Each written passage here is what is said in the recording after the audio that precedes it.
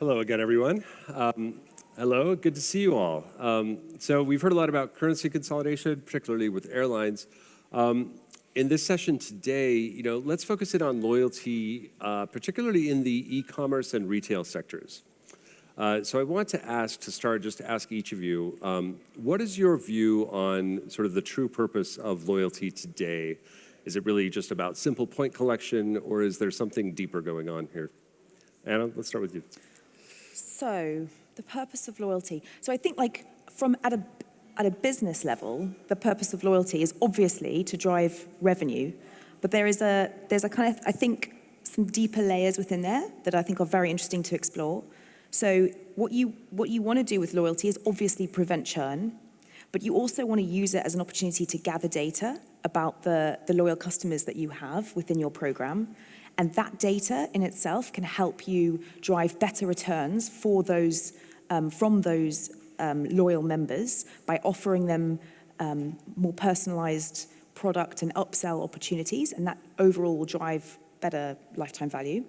And you can also use that data to find new loyal users who you can then acquire more easily. Mm-hmm. Mark, what is your view? Yeah, sure. Good afternoon, everyone. My name's Mark. I work at Sainsbury's, 150-year-old supermarket, and we've got a loyalty coalition as well called Nectar. So loyalty for us, well, firstly, I guess the most important thing is we have great shops and online that have got good value, amazing fresh food, and can help you check out quickly. People get very angry at self-checkout. But guess what? Other people do that as well. So there's probably about 10 capable retailers in the UK, and it's the commoditization of everything. So for us, loyalty and Nectar is a strategic differentiator. So that it is a reason why you will turn left into Sainsbury's versus one of our competitors who aren't as good. Mm-hmm.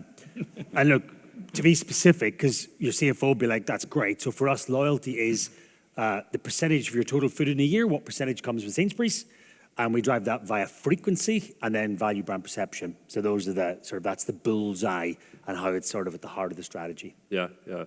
And what about you? Yeah, so Jack Smith, I run the retail business, or the retail subsidiary at IAG Loyalty, and I will also be serving you some wine later from our first brand, the Wine Flyer. And yeah, I'm kind of with Mark. I think brand loyalty is all about the products and the service that you give to customers, and that's great, but in a kind of commoditized environment or a highly competitive environment, you need to do something else to keep people, and we've seen that actually. Like, we've launched a wine business. We're 2 years old. We've launched that in, it's one of the most competitive categories in retail. Like, you're kind of like, why would you do that to a certain extent?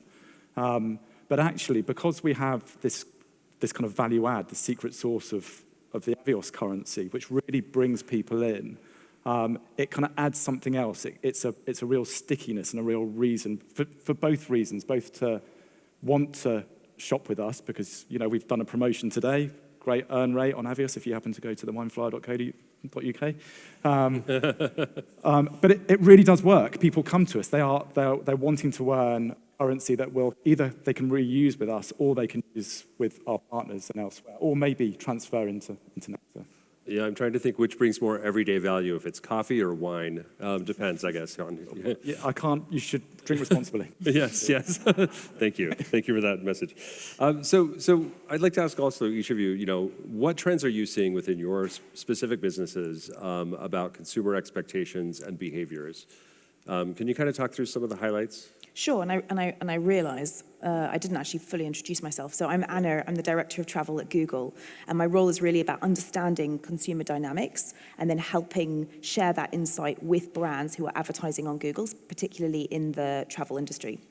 And so the trends that I'm seeing, I think are particularly relevant for this audience, is the shift in consumers who are searching for best versus cheap. So in 2004, the percentage of searches that involved the term cheap far exceeded the term best. Nowadays, the reverse is true.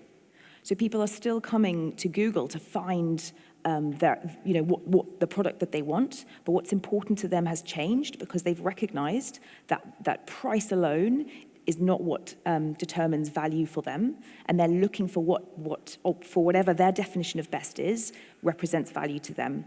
And I think that is a really interesting insight from a loyalty perspective. Mm-hmm. Yeah, I mean, customer expectations in retail are high. Broadly, people would like a free shop at the end of the garden with perfect returns every time. So I guess if I bring that back to the loyalty space, actually probably not dissimilar to what you see in your businesses. We talk about 3 things people want from loyalty. 1, give me the value. What's the hard currency exchange? That's very prevalent. Yeah. No matter what the demographic, Gen Z are the most value-conscious generation coming through. 2, make it slick, make it fun. Yeah. You got to earn that. I don't know what size it is, 1 centimeter by 1 centimeter, that little bit of real estate on the app. You've really got to work hard. So it's got to have amazing user experience and make it interesting. And then, look, we'll talk a lot about personally, but my God, could you please make it relevant to me?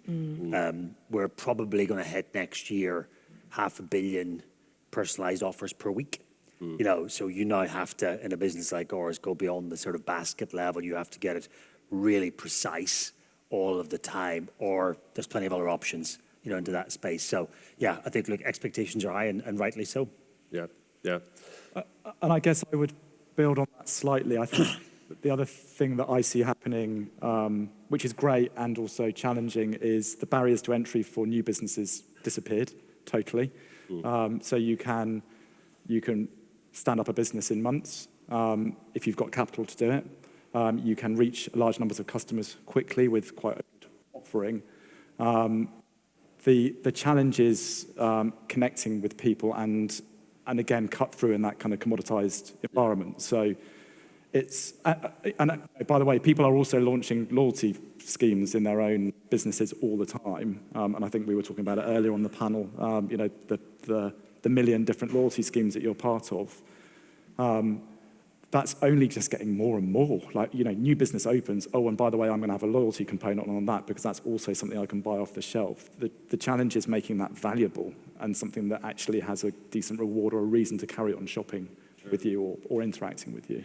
And actually, to build on Jack's point, we've done some research at Google to look into why consumers buy and what messaging is kind of most important to put in front of consumers at that point of like the decision-making point, which we see on the Google search page. So why they're going to click on one ad versus another. And what we found is that if you have a brand that a customer says they're loyal to, and then you introduce an unknown brand, so a new entrant into that experiment, customers will still pick the brand that they're loyal to about 70% of the time. And this is for the package holiday industry as a kind of an example industry, right? Which I hope is relevant to those in this audience. But so about 70% of the time, they're going to pick the brand that they're most loyal to. If the challenger brand, the unknown brand, introduces personalization in the messaging that they are presenting the customer with, and there are kind of 6 dimensions of different types of personalization they can introduce. But if they introduce that personalization, that 70% drops to 12%. So you can see the vital importance of leveraging the data that you have on the consumers that you have in personalizing the messaging that you're putting in front of your loyal consumers so that you can retain them. And that a challenger brand can't do because they're not their consumers yet. So that's absolutely fundamental. I was giving Anna a hard time because I was saying, you know, Google is the kind of, it's the worst thing for a loyalty business in a funny kind of way because, you know, you're kind of exposing all customers to all things and all options. But you did give me a good response to it. What did you say? Oh, thank you. Give you a chance to rebut my... We've got some features, if you aren't aware, and if this is helpful for your businesses, we've got some features in Google Search that allow you to share the audience that is your loyal customer audience with us, and then using that audience, it's a tool called Customer Match. When that audience appears in Google Search and searches for terms that are relevant to your businesses, you can give that audience personalized messaging and personalized pricing that is very specific to them, and that's how you can stand out for that audience against the competition. Yeah. Mark, how is Sainsbury's thinking about personalization? Is it really the key to unlocking, you know, engagement? I know that this is a big part of, you know, what we've. Yeah, sure. So I think We sell 35,000 products to 10 million customers a week with roughly 10 personalized offers each. So I think the maths is 10 to 20 billion into that area. So actually, look, you've got to work out, we talk about winning the mission. So what mission is a customer on? Are they in for their lunch, food for tonight, food for the weekend? Or is it a specialty mission of one of the seasonal peaks?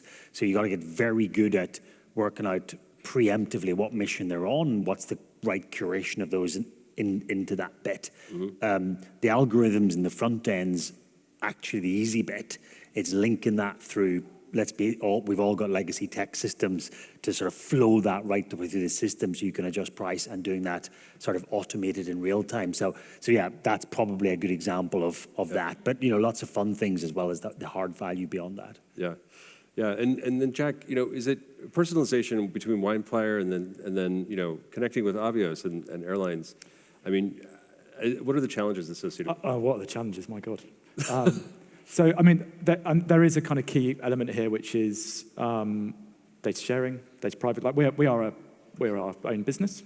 We're a subsidiary business. We have to have an agreement to share data across businesses, and that kind of whole concept of sharing information across businesses is only going to get harder, I think, as we, as governments actually legislate more, to be honest. I think there's going to come more and more and more. So I guess one part is kind of data security, data sharing, privacy, etc. I think the other thing that always strikes me, and I worked for 5 years at British Airways, which was much bigger than the Wine Flyer, but it has 200 routes. Some flights fly a few times a day. It's a slightly different to a supermarket where your ability to match somebody to something is reduced massively. It's a few thousand combinations potentially. Even then, producing the content that you can then actually match to somebody, like if you don't have enough pictures of a location, then you're going to end up serving the person up one picture. So the kind of content and the things that people will ultimately engage with, even if you've got amazing algorithms in the background, need to be there, or it delivers the answer of the same thing that everybody else gets.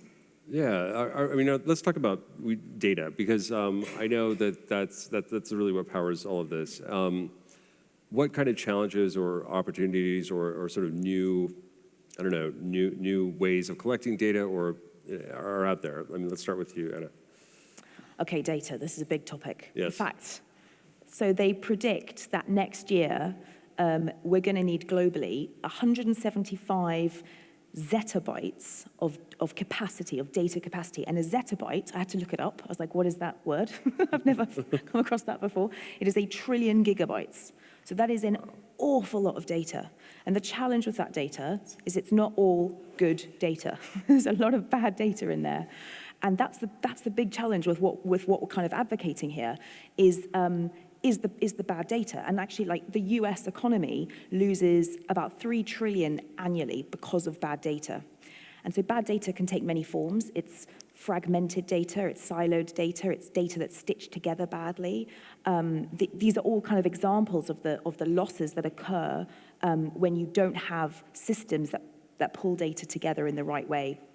And not to mention the risks of putting the wrong message in front of the customer, which erodes trust and can have other kind of financial implications, right? With kind of penalties, for example. So this is a big thing to get right. But fortunately, we are at a point in time where, with the kind of leaps forward that AI is making, AI can do a lot of the heavy lifting for us in terms of stitching together that data, doing it in real time, and we've now built kind of much more compute power to be able to then integrate that data in real time and kind of find the areas that might cause issues further down the line. So we're kind of, technology is evolving to support us. Sure. Is AI that sort of panacea not a panacea, but... That's some great data, isn't it? That's there. My God, you're better prepared than me in this one.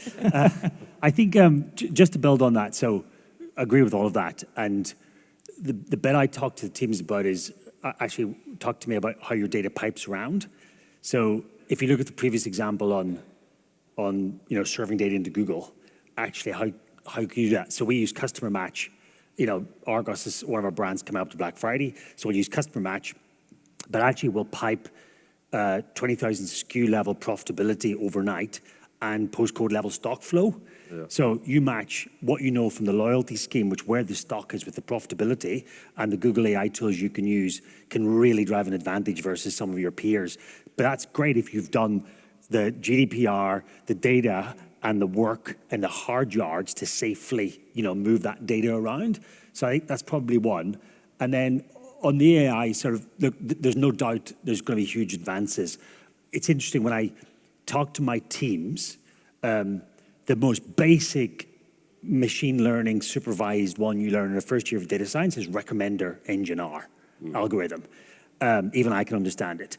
And actually, who does that really well? It's Google, when it says buy this, done this, and it's actually probably Netflix and done this. How many brands do you use that really don't use that well in terms of this one? So I think, guys, how are your people taking that capability and giving customers things that are relevant to them, which is basic ML, before you then can do that on applying unsupervised learning or deep learning into that one. So candidly, we will use most of our AI and the really deep models probably in our forecasting and operational side of the business, as many airlines will for efficiencies. Yeah. For customers right now, we're probably not even using some of the basic things to serve in front of them. Mm-hmm. Yeah. Do you have a take on that? I guess the bit I still haven't quite got my head around is, so I'll share a little story. I periodically dip into the customer service inbox and look at what's going on. I get on wine? On wine, yeah, small business, get to have a look at stuff like that. Sorry, team. We had sent out an email about some whites. Somebody had just written back and gone, I only drink red. So, 101 of personalization, send that person an email about reds. Sorry, team. But does the AI, can they do that? Can they get to the most, they probably could, right? They can infer things. How far do you go down that journey into really understanding what that customer's doing? Now, my guess is it can do it a lot more. With knobs on it. It's kind of like, it's not it can do the very simple things and the very extravagant things. But sometimes customers just have very, very simple needs. And I think we also need to be careful not to lose I just want a red wine. I don't need anything more complicated than that, for sure. Yeah, so there's personalization and then there's this hyper-personalization. That's something we talked about last week. How do you define, what is hyper-personalization and what's the sort of threshold that sort of makes something hyper-personalized? How would you define that, Anna? Oh my goodness. Do you know what? I don't know that I have a particular take on hyper-personal. I guess hyper-personalization is recognizing me as an individual rather than me as a member of a cohort. And so I think personalization is like cohort analysis and giving kind of messages to that cohort, versus hyper-personalization is I don't like white wine, which I would never say, by the way, just to be very clear. Some at the back. Sorry. And I think the like coming back to the talk earlier on consolidated currencies, one of the benefits that could exist there is the ability to stitch together the data that you get from these different partners in order to get the insight that one partner on their own might not have. Yeah. And then you can start to deliver on this hyper-personalization vision. Mm-hmm. But you have to be really careful doing that because customers they feel a bit icky, right, about their data being shared in this way. So you have to do two things if you go down that route. You have to do many things, but two things spring to mind. One is, really kind of clearly contract with the customer so they understand that you are going to do that. It's not just hidden in the small print. It's very kind of front of mind for them. And then secondly, show them the value exchange. Now, in the case you just highlighted, Jack, there's a very clear value exchange because that user is never going to be emailed about white wine again. She's only going to get, I don't know, red wine emails. So I think, that customers don't mind handing over their data when they understand the value exchange that is going to be delivered back to them. Mm. Yeah, I think we run a coalition, we love coalitions, and actually the data, we encourage members to think of the value can be created from data from different verticals and sectors. And I love the example where if you take we know lots of people buy, and we've got an insurance company. Actually, what are they worried about? How do you assess risk? And there's numerous ways to do that. Turns out if you set some data at that, you can work out that actually people who buy lemongrass are the least likely to put an insurance claim in. There's a stat for you. That's wild. Wow. I'm not quite sure what you do with that, but it was the example of actually, there's a data set that you just cannot imagine could add value versus as a commoditized data set. And by the way, we only use that to give them a better price, not the other way around, back to the trust thing. So look, I think there's lots of examples into that one. To your question of hyper-personalization, because I've absolutely no idea actually what that means. I think perhaps in our business, if today is, I know what you buy, I serve you things that based on what I history, and I serve that right now, probably the day before I know your shop. Where I think we'll get to in retail within 3 to 5 years is, I know where you are in the store. I, by the way, can build your list in advance. And actually going live next month, we'll have the little handset you scan, that will turn that list into a route based on our stock file. So you can go, right, the most efficient route, lemongrass, if you eat that in your middle class, is on aisle 5, we've got a case. Yeah. And then and then we know that in advance. So I don't know if that's hyper-personalization. It sounds like it. Yeah, I mean, it turns that one, but I give a sense of where, so you move from what you buy to then adding other dimensions of where you are. And by the way, the benefit there is time as much as anything. So I think that sort of stuff, which has been talked about for a while, is pretty close. Do you ever sort of tiptoe into those areas of hyper-personalization and then kind of scale back because maybe it seems a little creepy or Honest answer is no, because we're 154 years old, Nectar's 30.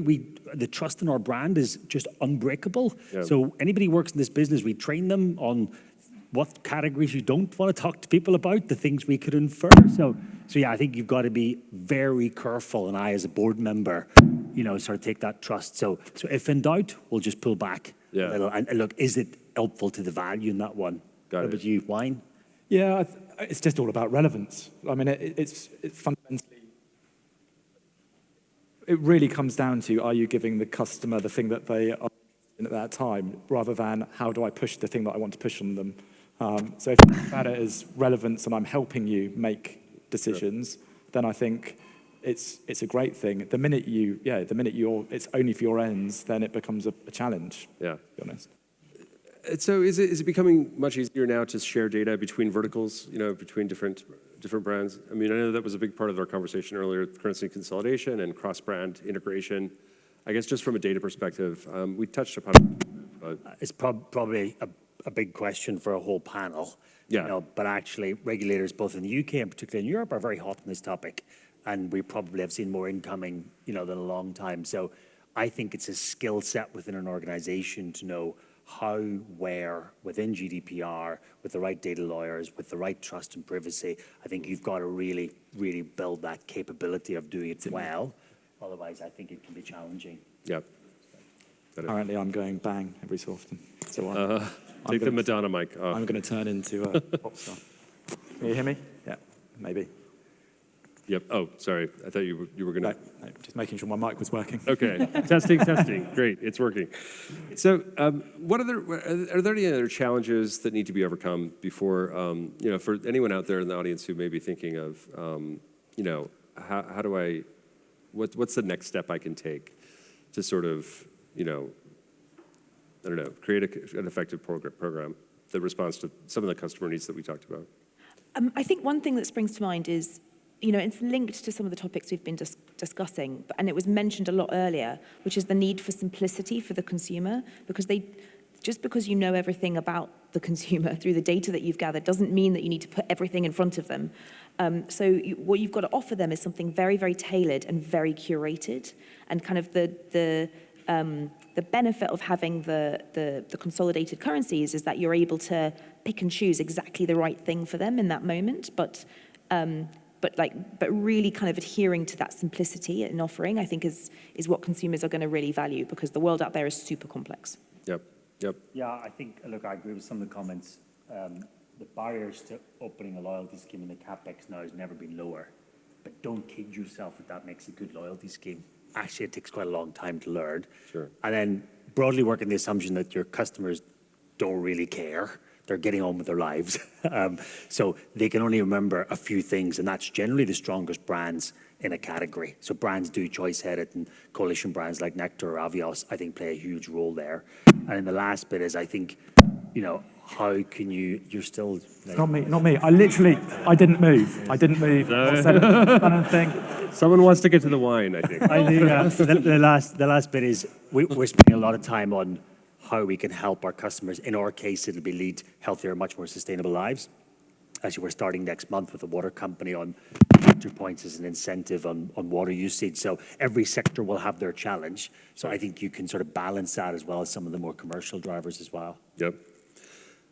Before we go, we just have a couple of minutes left, but I wanted to just talk about any sort of trends that are gaining traction outside of personalization, outside of the sort of data. I'm talking things like sustainability, wellness, and or anything else like that.